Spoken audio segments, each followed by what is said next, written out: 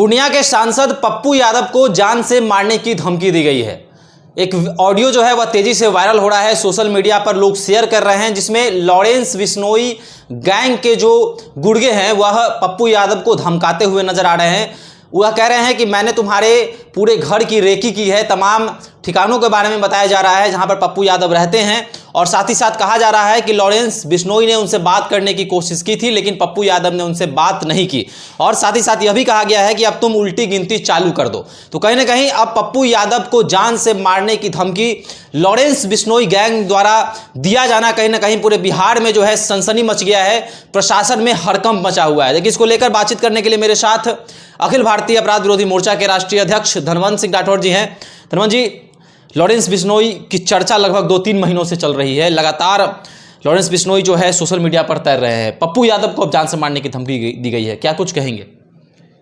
देखिए, बाबा सिद्दीकी की हत्या के बाद सांसद पप्पू यादव ने जो बयान दिया था, कहीं ना कहीं उस बयान में भी हल्कापन था। कोई अपराधी हो उसके विरोध करें, किसी की हत्या हुआ तो उसमें शोक भी करें, लेकिन जिस तरीके से पप्पू यादव ने कहा था कि 2 टके का व्यक्ति लॉरेंस बिश्नोई है, यदि सरकार हमें हाथ में शक्ति दे तो हम 24 घंटे में इसके पूरे गैंग के समाप्त कर देंगे, तो ये व्यक्तिगत एक दुश्मनी हो जाती है। तो लॉरेंस बिश्नोई गैंग यदि है, क्योंकि हमें कहीं न कहीं ये भी शंका लगता है कि लॉरेंस बिश्नोई के नाम पर कोई बड़ा खिलाड़ी है, कोई बड़ा मगरमच्छ है, कोई बड़ा नेता है जो एक गिरोह लेकर कुछ बड़ा काम कर रहा है।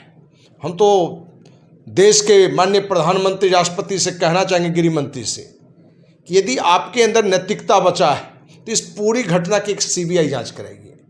पहले तो सीबीआई जांच में ये आनी चाहिए कि जितनी भी घटनाएं हो रही है, लॉरेंस गैंग का नाम आ रहा है, लॉरेंस उसमें इन्वॉल्व आ रहा है, ये सच है कि नहीं। क्योंकि पप्पू यादव को भी जो धमकी मिली है, ये कहां का दिया गया है, तो झारखंड के जेल में बंद कोई साहू है, अमन साहू गैंग, उसके गुर्गे हैं मयंक सिंह, उसने धमकी दी है। अब ये कांटा कहां से कहां मिल रहा है, तार कहां से कहां मिल रहा है, ये सच्चाई देखने की बात है। एक तो पप्पू यादव को जनप्रतिनिधि होते हुए बाबा सिद्दीकी के मुद्दे पर पूरे देशवासियों के लिए जो एक अपमानजनक शब्द निकाला था, वो नहीं निकालना चाहिए, भावावेश में नहीं आना चाहिए।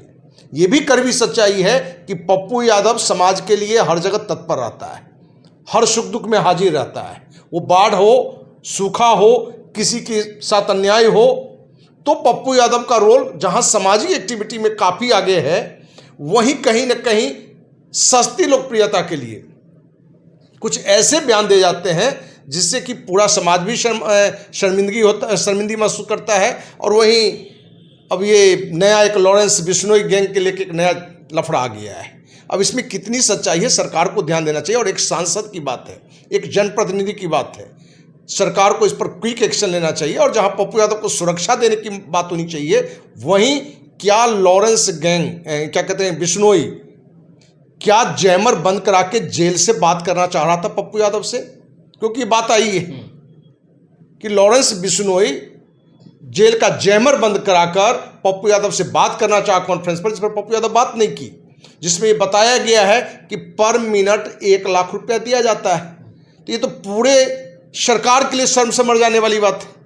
देश के माननीय प्रधानमंत्री, माननीय गृह मंत्री को तो चुल्लू भर पानी में डूब मरना चाहिए कि भाई, आप जहां लोकतंत्र है, जहां कानून से शासन चलता है, क्या एक अपराधी जैमर बंद करा के पर मिनट 1 लाख रुपया दे रहा है? इसका मतलब पूरी प्रशासन उसमें अपराधी है। हम तो लॉरेंस बिश्नोई को नाम मात्र का दोषी मानते हैं, दोषी है तो प्रशासन है। कि कहीं ना कहीं पूरी जेल क्या बिक चुका था कि जैमर बंद करके वो बात करना चाह रहा था? तो ये सारा जांच का विषय है और इसमें जो भी दोषी है उस पर कार्रवाई होनी चाहिए। देखिए, लॉरेंस बिश्नोई किस कारण से अपराधी बना, या अपराधी है या नहीं है, ये सब जांच का विषय है। क्योंकि कहाँ प्रेम प्रसंग में उसके साथ अन्याय हुआ, फिर कहाँ क्या हुआ। कुछ लोग उसे बता रहे हैं कि सलमान खान के पीछे भी, पागल होने के पीछे धार्मिकता है। भाई, कट्टर धार्मिकता है तो अच्छी बात है, लेकिन क्या सलमान खान ने हिरन की हत्या की? ये सरकार का काम है, कानून का काम है। यदि है तो उसको सजा मिलेगा, उसमें वो जेल भी गया है। अब इस मुद्दे को लेके आप यदि पूरे देश में एक माहौल खराब करेंगे, क्योंकि देर सवेर ये लगता है कि हिंदू मुस्लिम का माहौल बनने वाला है, दाऊद गैंग तो फलना गैंग, तो पूरे देश को, लोगों को, और जो भी मीडिया है या जो भी सामाजिक संगठन है या राजनीतिक दल है, एक तरफा इस तरह के गैंग का विरोध होना चाहिए और जो भी अपराधी है उस पर कार्रवाई होना चाहिए। युवाओं पर काफ़ी असर पड़ रहा है। युवा जो हैं फेसबुक पर अपने प्रोफाइल पिक्चर जो है, कई युवा जो हैं वो लॉरेंस बिश्नोई का लगाए हुए हैं।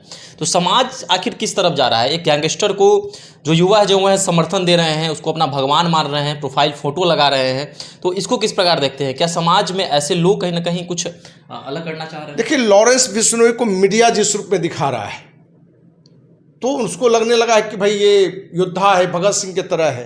भाई भगत सिंह का रोल अलग था। भगत सिंह की पैर का धूल कोई आज के देश में कोई अपने जैसे इस तरह के लोग नहीं नजर आएंगे, और उस व्यक्ति से आप तुलना करने लगे, उसे महानायक बनाने लगे। जिस तरह से फिल्मी हीरो जो कि कुछ देर के लिए कलाकारी करता है, एक्टिंग करता है, उसको आप अपना हीरो मानने लगते हैं, महानायक मानने लगते हैं। ठीक उसी तरीके से कोई भी अपराध जगत से जुड़ा हुआ हो, उसको यदि आप महानायक मानते हैं तो ये गलत है। और ये मीडिया का रोल होना चाहिए, सरकार का रोल होना चाहिए कि इस तरह की जहाँ भी घटना हो उस पर तुरंत एक्शन लेना चाहिए। कि जो युवाओं में गलत प्रवृत्ति आ रही है, जो युवाओं में आ रहा है कि भाई ये सही दिशा में काम कर रहा है, भाई कैसे सही दिशा में काम कर रहा है? हो सकता है कोई व्यक्ति उसके साथ अन्याय किया हो, उसके साथ गलत होना चाहिए ना, कि आप पूरे देश में आप अपने हिसाब से अपना काम कर रहे हैं और सरकार चुप्पी साधे हुए है। यदि इस पूरी घटना में लॉरेंस बिश्नोई यदि कहीं ना कहीं पूरे गैंग को चला रहा है, तो मैं कहने में कहीं मुझे हिचक नहीं है, तो इसका मतलब कि गृह मंत्री अमित शाह का संरक्षण उसे प्राप्त होगा, तभी इस तरह की घटना को अंजाम दे सकता है, नहीं तो ये कतई संभव नहीं है। अच्छा, बीते दिनों मनीष कश्यप को भी धमकी मिली थी। उन्होंने कहा था कि पप्पू यादव के समर्थकों ने मुझे जान से मारने की धमकी दी है और 10 दिनों का समय दिया है कि 10 दिनों के अंदर तुम्हें मैं मार दूंगा। तो क्या कुछ कहेंगे कि अब मनीष कश्यप को एक तरफ पप्पू यादव के समर्थक देते हैं धमकी, और इधर पप्पू यादव को लॉरेंस बिश्नोई के समर्थक धमकी दे रहे हैं? देखिए, मनीष कश्यप को भी किसी पप्पू यादव के समर्थक ने 10 लाख जान से मारने की धमकी थी। अभी उसमें कितनी सच्चाई है?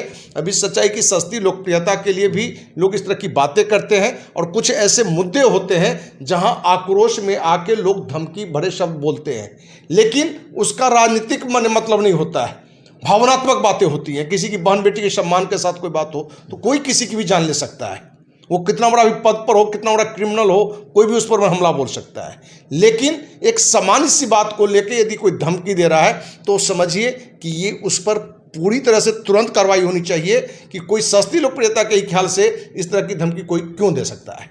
चलिए, तो लॉरेंस बिश्नोई गैंग के द्वारा जो है पप्पू यादव को धमकी दी गई है। एक ऑडियो काफ़ी अधिक वायरल हो रहा है। अब इस ऑडियो में कितनी पुष्टि है यह जांच का विषय है, और प्रशासन में हड़कंप मचा हुआ है। प्रशासन भी यह सोच रही है कि आखिर पप्पू यादव जो सांसद है पूर्णिया के, उनको धमकी दे दी जा रही है, उधर मनीष कश्यप को धमकी मिल रहा है, तो आखिर बिहार के साथ साथ भारत में हो क्या रहा है? कई लोग जो है लॉरेंस बिश्नोई गैंग को समर्थन दे रहे हैं, अपने डीपी को चेंज कर रहे हैं, लॉरेंस बिश्नोई को अपना भगवान मान रहे हैं। तो क्या कुछ हो रहा है भारत में? क्या लॉरेंस बिश्नोई गैंग को शासन प्रशासन का साथ मिल रहा है? आपकी क्या राय है? आप हमारे साथ साझा कर सकते हैं। धन्यवाद।